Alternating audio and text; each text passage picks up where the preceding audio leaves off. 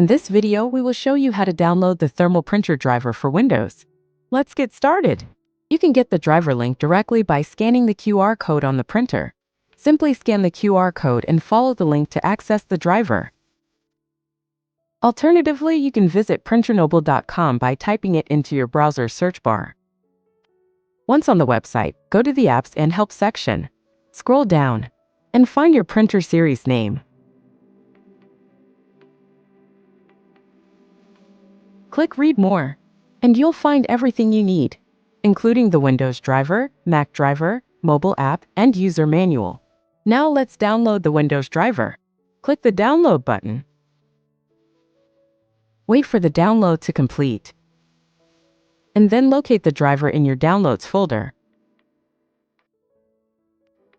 Double-click the downloaded file to start the installation.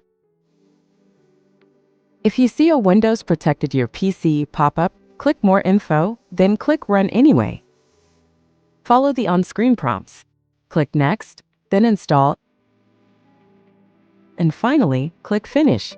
After that, the Grozziie installer will open automatically.